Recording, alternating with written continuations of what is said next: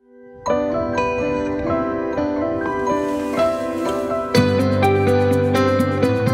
the municipality of Magsaysay, Davao del Sur, there exists a remarkable farm that is quietly captivating the attention of the community.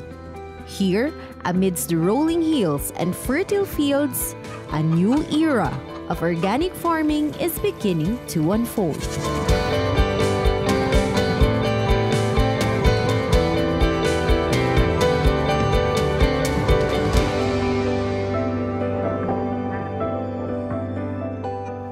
Kini siya nga yuta, kabili ni sa kuwang lolo. So pag divide na sa upat ka area, dito namin nag-iyahay na og develop ang managsoon. Din kami nga anak sa akong papa, kami na po nang nipadayon og develop sa mao nga area.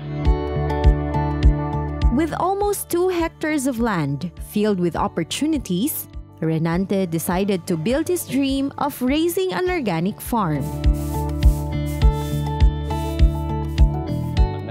Sugod ang pagka-interesado nako sa farmer since 2004. Isa ko nga nahimo nga awardee sa Gawad Saka. Hantod nga nadala na nako ang ako ang pagka young farmer hantod karon.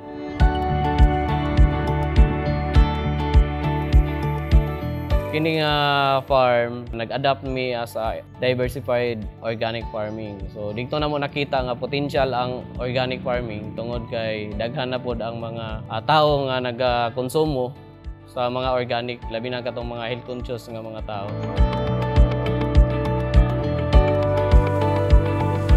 Ang among advokasya sa among pamilya nga ipadayon na mo gyud ang amo ang nasugdan pag organic farming, no? Nga amo gini siyang itudlo pa sa lain. Mao ni karon nga naa na ang LSA, isa nga pagtulunan sa mga farmer labi na sa mga kabatan-unan karon nga sumusunod.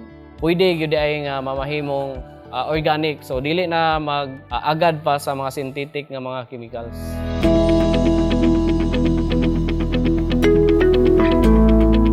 With diversified farming, Renante has allocated half a hectare of his land for organic rice cultivation, while around 320 square meters are dedicated to grapes.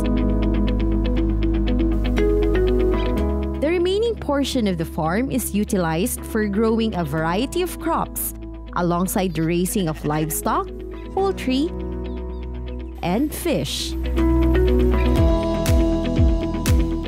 So ang unang nahimo ng mga produkto, mao na siyang organic rice, no? Karon nahimo na siyang ginatawag og mag rice. Isa mi sa producers sa mag rice, no, nga gi-consolidate sa mo farm ko sa Magsaysay Organic Farmers Agriculture Cooperative.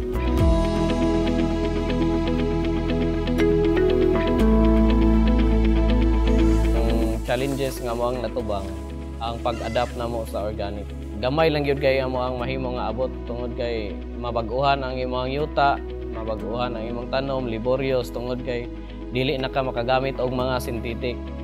So ang production mobaba gyud siya sa mga 60% ang production nga imuhang ma-harvest.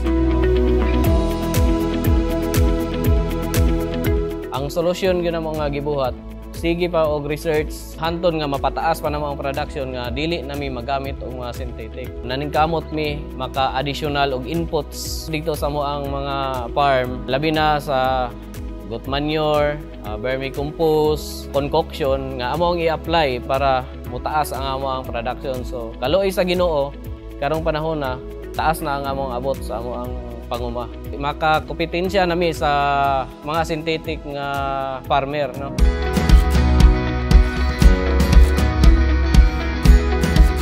Aside from organic rice, another prominent feature of the farm is its livestock, especially goats, who are champions in producing meat and dairy.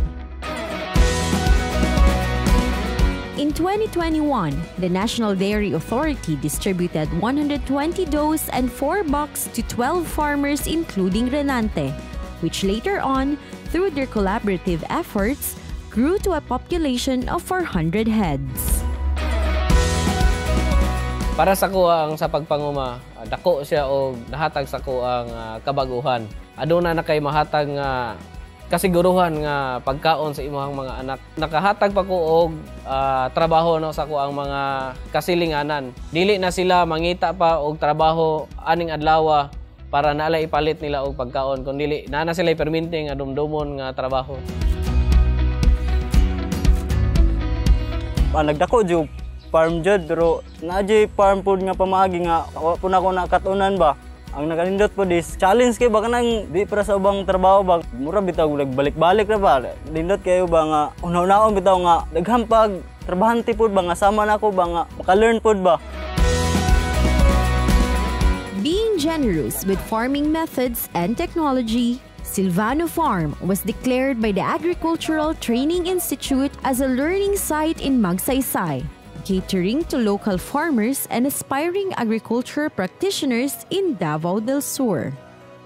Ang Learning Site for Agriculture, isang programa ni ATI na kung saan nagbibigay tayo ng technical at fund assistance para sa mga deserving at merong mga maiso-showcase talaga na mga technologies. Para nang sa gayon, mas lalo pang mapalakas no, ang kapasidad ng ating mga farmers at the same time no, maibibigay natin yung serbisyo na nararapat angkop para sa ating mga magsasakang Pilipino. So dako kay kog pasalamat sa ATI Region 11 nga natagaan ko ani nga project. Dili lang pod kini nga para sa kuha kundi para po ni sa katawhan diri sa lungsod sa Magsaysay. Ilabi na sa mga outside pa gyud sa Magsaysay nga mag-exposure diri sa kay ako ihatag nako akong kahibalo para sa ila pod. So daghan kayong salamat sa mga agency nga nitabang sa mga. Kung wala ni sila, wala ay Silvano Farm diri sa Magsaysay.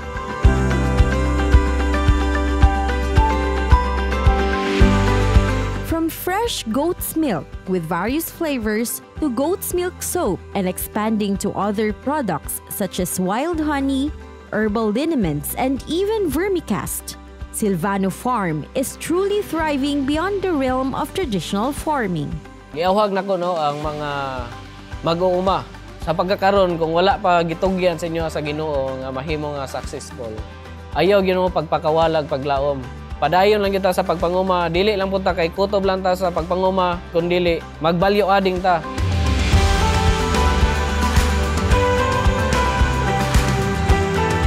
Kato nga mga nakaagi na mo nga mga kapait sa unang panahon, mao to yung mong gikuhaan og inspirasyon no nga mapalig-on namo ang baruganan nga dili ta magpapildi aning kalisod kundi atong bangunon. Ang Silvano Farm nangandoy og dako mo level up gyud mo daghan ang technology nga amo ang ma-adapt ug ma-share sa mga katawhan labi na sa mga gagmay nga mga mag-uuma.